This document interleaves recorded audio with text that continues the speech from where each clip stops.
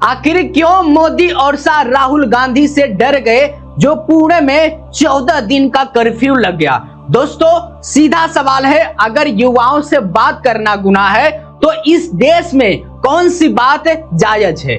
पुणे में 14 दिन का कर्फ्यू लगा दिया है, ना ही वहां कोरोना का माहौल है, ना ही वहां छात्र प्रदर्शन कर रहे हैं। आखिर क्यों कर्फ्यू है?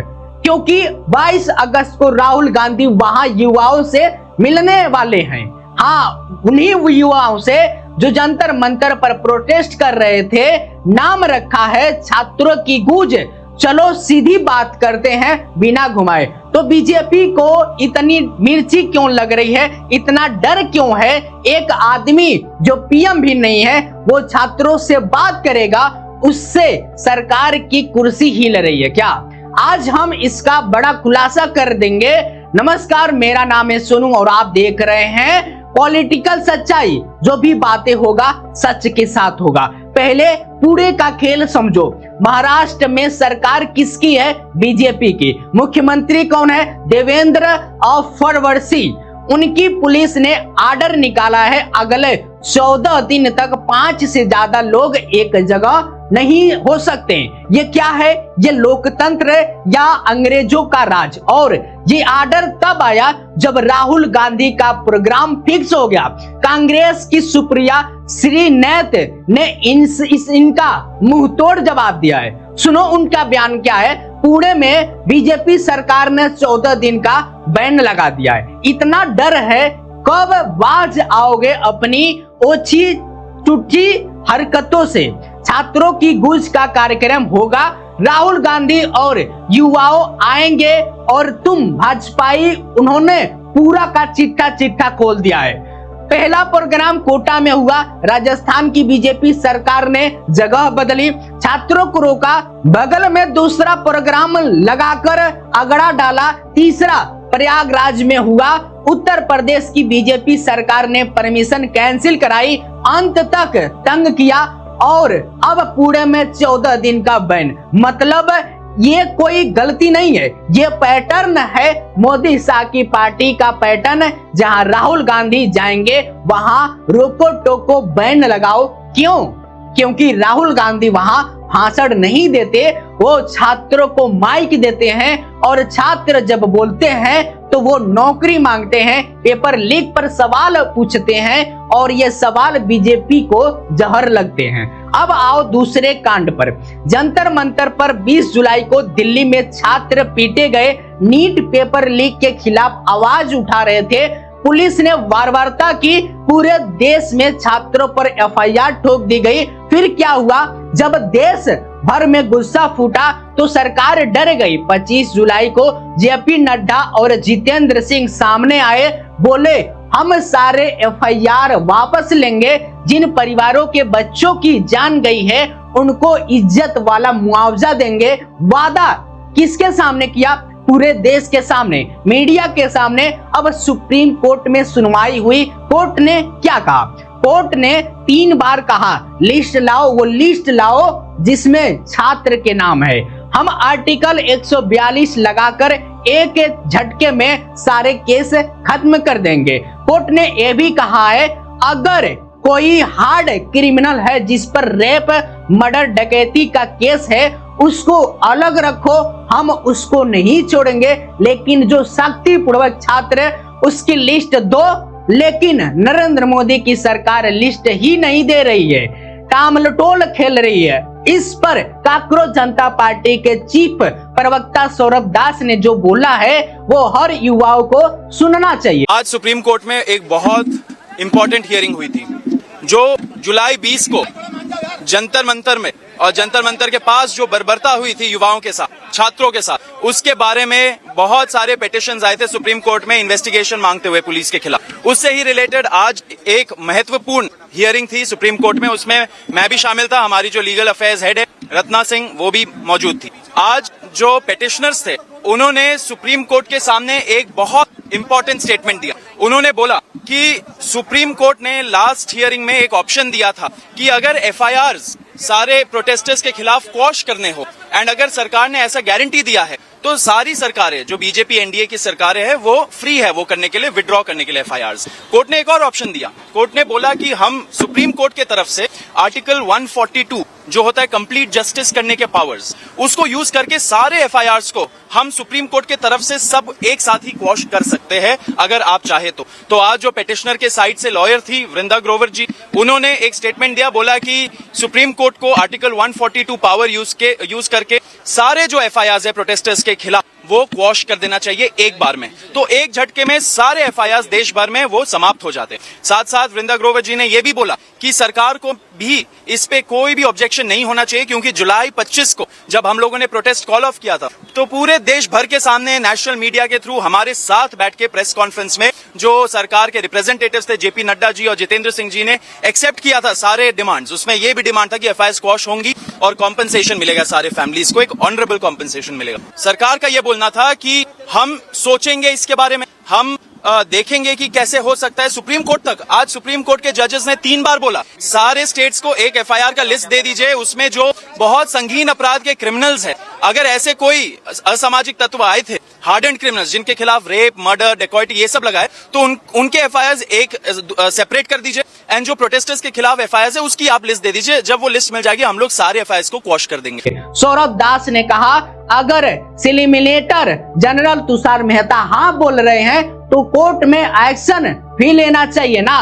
कोर्ट मांग रहा है एफआईआर की लिस्ट दीजिए जो हमें पास करना है, तो आप दे क्यों नहीं रहे हो। लास्ट हियरिंग पहले हुई थी, आज भी वही हाल है, तो मंशा सही नहीं है। दूसरा बयान 2800 हार्डन क्रिमिनल हाई स्पेसिफाइड किया है, उनके खिलाफ एक्शन लेना है तो लो, वो अलग बात है, लेकिन छात्र का मुद्दा एफआईआर से जुड़ा है।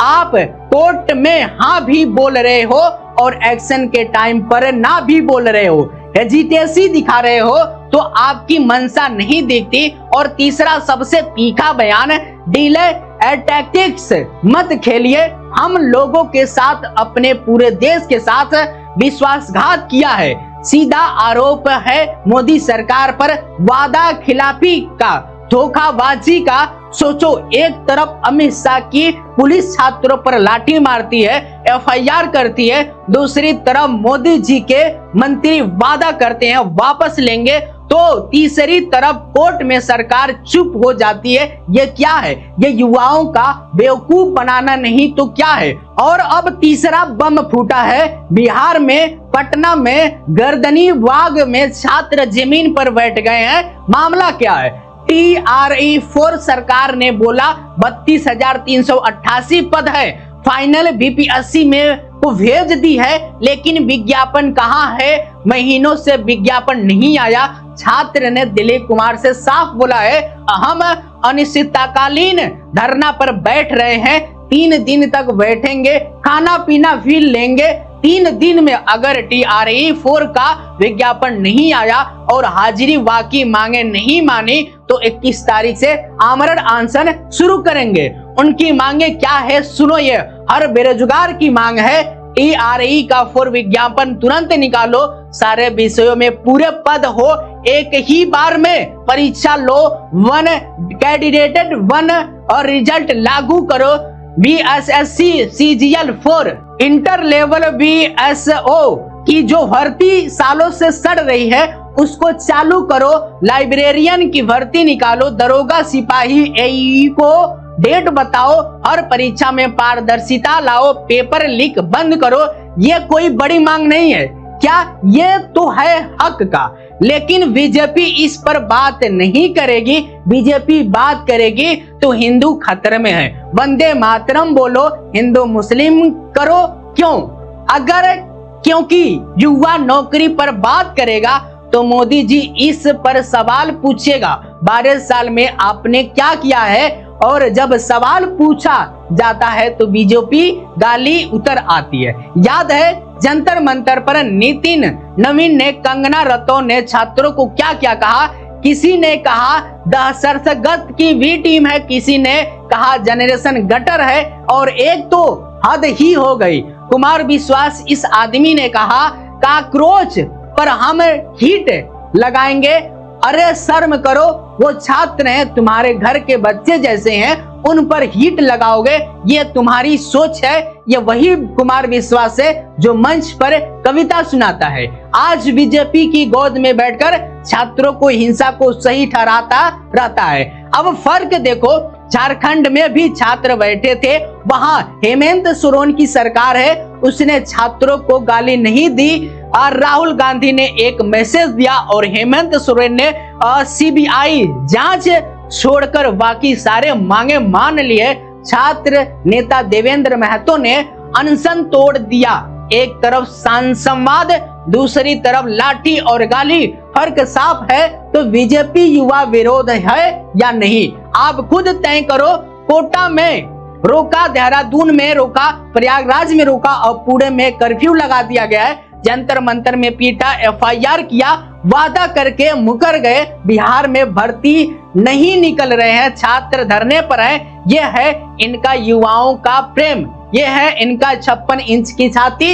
एक छात्र संवाद से डर गए। असली बात यह है, मोदी जी और अमित शाह जी को पता है कि जैन जी रील से नहीं फंसता है, ये सवाल पूछता है और सवाल से इनको डर लगता है, इसलिए ये बैन लगाते हैं, परमिशन कैंसिल कराते हैं, एफआईआर में उछलते हैं। और मेरे 3 सवाल सीधा है नाम लेकर। पहला सवाल नरेंद्र मोदी जी से, सवाल अमित शाह जी से है। आपने देश के सामने हाथ जोड़कर कहा था एफआईआर वापस लेंगे, मुआवजा देंगे। सुप्रीम कोर्ट 3 बार लिस्ट मांग रहा है, तो आप लिस्ट क्यों दबाकर बैठे हैं? क्या आप चाहते हैं कि छात्र कोर्ट कचहरी में घूमते रहे? ये धोखा नहीं है तो क्या है? दूसरा सवाल देवेंद्र फडणवीस जी से, पुणे में 22 अगस्त को सिर्फ लड़कियों आने वाली हैं, अपने दिल की बात कहने आप मर्द होकर लड़कियों को प्रोग्राम पर 14 दिन का बैन लगाते हो, शर्म नहीं आती? अगर आपकी सरकार ने काम किया है तो लड़कियों को बोलने दो, डर क्यों?